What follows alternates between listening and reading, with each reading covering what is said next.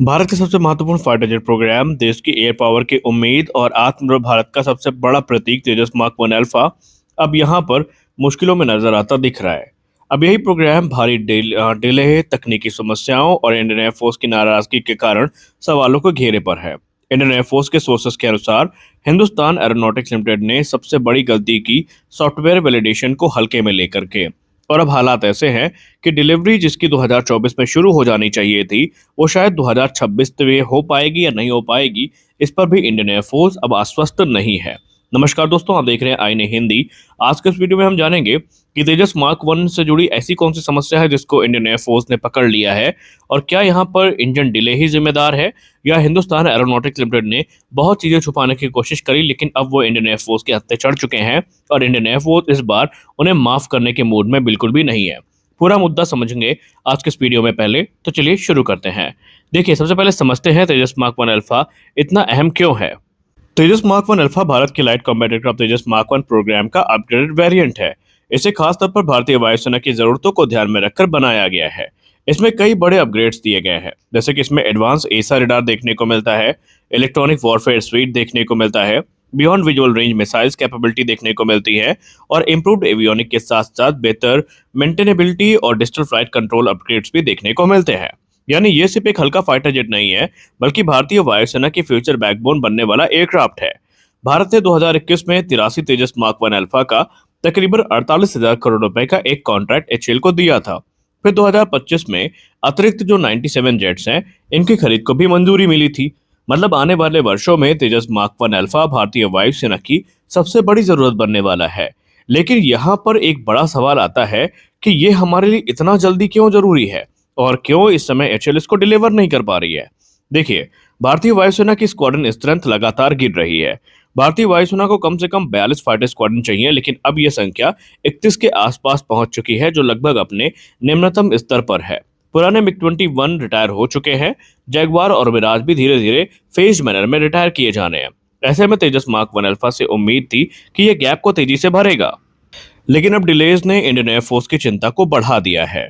अब आते हैं सबसे महत्वपूर्ण हिस्से में कि असली समस्या हुई कहां पर। इंडियन एयरफोर्स के सोर्सेज ने यह बताया कि उन्हें जो जांच है वो करने पर पता चला कि असली समस्या एयरक्राफ्ट के हार्डवेयर में है ही नहीं। यानी एयरफ्रेम तैयार है, इसको लेकर एचएएल की बात से वो सहमत हैं। स्ट्रक्चरल मॉडिफिकेशन पूरे हैं, इससे भी वो सहमत है। प्रोडक्शन इंफ्रास्ट्रक्चर मौजूद है, इससे भी वो सहमत है। लेकिन जो मेन समस्या है वो है सॉफ्टवेयर।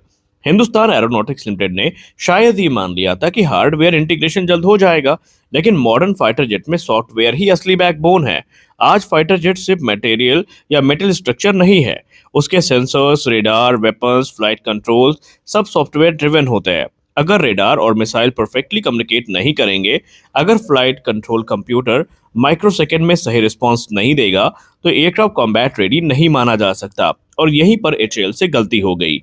तेजस मार्क वन अल्फा में इजरायली ओरिजिन का इल्टा ELM 2052 एसा रडार लगाया जा रहा है। एसा रडार ट्रेडिशनल रडार से कहीं ज्यादा एडवांस होते हैं, और ये साइमल्टेनियसली मल्टीपल टारगेट्स को ट्रैक कर सकते हैं। इलेक्ट्रॉनिक वॉरफेयर इन्वायरमेंट में बेहतर सर्वाइव कर सकता है विमान। और इस रडार को फिलहाल एयरक्राफ्ट एवियोनिक्स और वेपन के साथ परफेक्टली इंटीग्रेट करना बेहद कॉम्प्लेक्स प्रोसेस है, और यहीं पर एचएएल फंसी हुई है। इसके अलावा अगर हम डीएफसीसी की बात करें, यानी डिजिटल फ्लाइट कंट्रोल कंप्यूटर, इसको भी अपग्रेड किया गया है। अब चैलेंजेस ये थे कि रेडार, वेपन्स, फ्लाइट कंट्रोल्स और सेंसर्स सब एक यूनिफाइड सॉफ्टवेयर इकोसिस्टम में फ्लॉलेसली काम कर सकें, और यहीं एचएएल ने टाइमलाइन मिस करनी शुरू कर दी। दरअसल आइए जानते हैं क्या है। और यहाँ पर आपको बता दें कि इसकी शुरुआत शायद 2025 में हुई थी। आपको बता दें कि 2025 में एक टेक्निकल सेटबैक हुआ था, जो कि इसकी आधारशिला माना जा रहा है। 2025 में वेपन ट्रायल में अस्त्र मार्क वन मिसाइल और रडार के बीच में हैंडशेक फेलियर सामने आया था। अब इसका मतलब क्या है? देखिए, जब एयरक्राफ्ट मिसाइल लॉन्च करता है तो रडार और मिसाइल के बीच में कंटिन्यूअस डेटा कम्युनिकेशन होता है। मिसाइल को टारगेट अपडेट्स मिलते रहते हैं, लेकिन यहाँ सॉफ्टवेयर इंटरऑपरेबिलिटी के कारण जो इश्यूज था वो आ गया था। यानी हार्डवेयर सही था, लेकिन सॉफ्टवेयर कम्युनिकेशन फ्लॉलेस नहीं था। और ये कोई छोटी समस्या नहीं होती, क्योंकि बियॉन्ड विजुअल रेंज कॉम्बैट में मिली सेकेंड्स की गलती भी मिशन फेलियर बन सकती है। अब दूसरी बड़ी समस्या ये थी इंजन सप्लाई से लेकर। तेजस मार्क वन अल्फा में F404 IN-20 इंजन का इस्तेमाल होता है, और जनरल इलेक्ट्रिक को लेट 2025 तक तकरीबन 30 इंजन डिलीवर करने थे, लेकिन रिपोर्ट्स के अनुसार सिर्फ 6 इंजन ही भारत के पास अब तक पहुंच पाए हैं। इसका असर प्रोडक्शन स्पीड पर भी पड़ा है। हिंदुस्तान एरोनॉटिक्स लिमिटेड को टेस्ट फ्लाइट के लिए इंजन रोटेट करने पड़े, यानी एक एयरक्राफ्ट में टेस्ट, फिर वही इंजन दूसरे एयरक्राफ्ट में शिफ्ट हुआ। इससे सर्टिफिकेशन प्रोसेस भी और स्लो हो गया। और अब जहां तक बात रही टाइमलाइन की, तो क्लियरली हमने यहाँ पर टाइमलाइन मिस कर दी है। पहली प्रोडक्शन फ्लाइट हुई थी लेट 2023 में। पहला जो डिलीवरी था वो मिड 2024 तक होना था, लेकिन असल में पहला प्रोडक्शन फ्लाइट फरवरी 2024 में हुई। फिर मार्च 2024 में दूसरी शॉर्टी हुई और इसके बाद उम्मीद थी कि 3 से 4 महीने में डिलीवरी शुरू हो जाएंगी, लेकिन software validation, radar testing, missile integration, engine shortage, इन सब ने टाइमलाइन को बुरी तरीके से पीछे ढकेल दिया है और आज इंडियन एयरफोर्स का सब्र टूटता भी नजर आया है।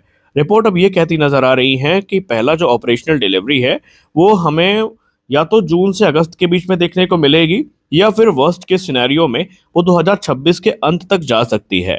खैर, अब इस पे क्या होगा क्या नहीं होगा, शायद अभी हम इस पे टिप्पणी करने में जल्दबाजी कर सकते हैं, लेकिन एक बात तो हमें मान लेनी चाहिए कि इंडियन एयरफोर्स इस समय बहाने नहीं बल्कि समाधान ढूंढ रही है, और वो समाधान हमें तभी मिलेगा जब तेजस मार्क 1 अल्फा की डिलीवरी शुरू होगी। इस डिले का इंडियन एयरफोर्स चीफ ने भी काफी ज्यादा सार्वजनिक रूप से खंडन किया है। उन्होंने कहा कि ये हमारे लिए बहुत दुर्भाग्यपूर्ण है कि हमें नए फाइटर जेट नहीं मिल पा रहे हैं। उन्होंने सार्वजनिक रूप से इस पे जो नाराजगी है वो जताई है। उन्होंने एरो इंडिया 2025 पे कहा था कि जो डिस्प्ले किए गए कुछ मार्क 1 अल्फा प्रोटोटाइप है, ये ट्रू मार्क 1 अल्फा है ही नहीं, क्योंकि इंटीग्रेशन अधूरा था। फिर उन्होंने ये कहा कि टाइमलाइन एक बहुत बड़ा इशू है।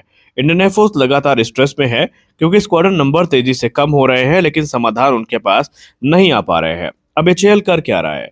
हिंदुस्तान एरोनॉटिक्स लिमिटेड के चेयरमैन, पूर्व चेयरमैन डीके सुनील सर ने डिलेस की बात स्वीकार करी थी और उन्होंने बताया था कि बेंगलुरु और नासिक में टेस्टिंग जारी है, इंजन रोटेट करके फ्लाइट्स कराई जा रही हैं।